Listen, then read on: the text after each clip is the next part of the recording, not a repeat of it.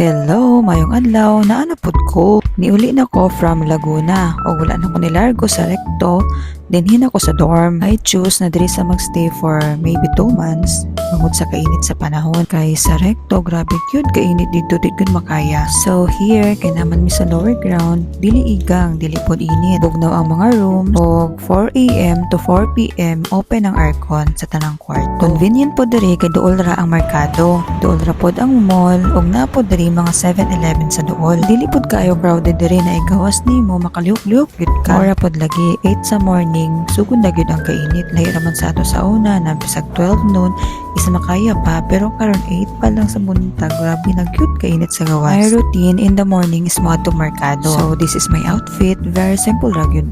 T-shirt and short. And of course, payong o eco bag. Gawas nimo ing ani ang view. From dorm to merkado maybe 5 to 8 minutes ra baktason.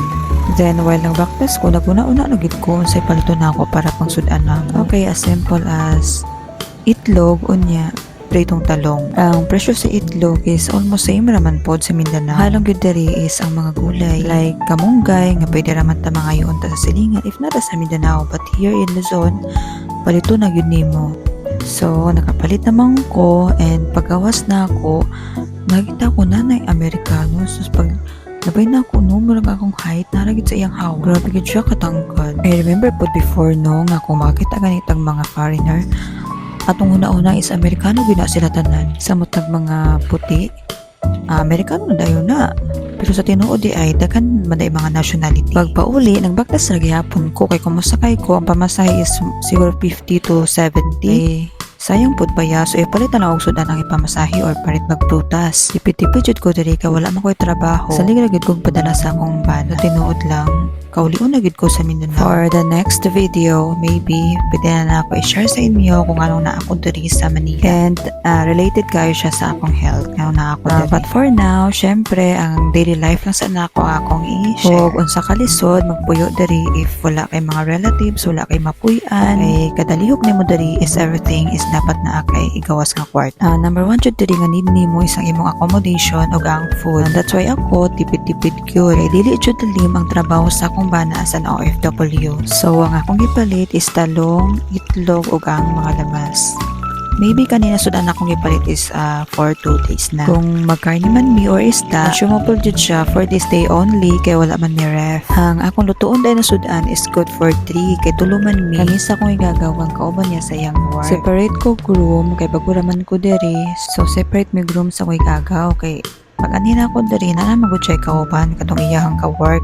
So ang pwede ra sa room is duha ra gid mo kay duha ra man ang bed.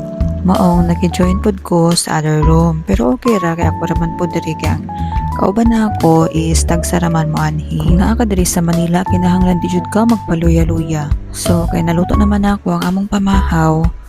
Naguna na kog kaon kay natulog pa man sila. O dili jud pod mawala ang coffee. Only black coffee o gamay nga sugar. Sa pang-adlaw-adlaw na sudan usahay maglibog na gyud ko unsay lutuon nako kay tulo magud mi ang mukaon. Pero maayo pod ni sila kay dili pod sila pilian og sudan. Kung unsa ra akong lutuon, mukaon ra man pod sila. In terms pod para sa kwarta na ipalit na ko og sudan, mangayo ko sa ko'y gagaw tapos pasiguan na lang nako.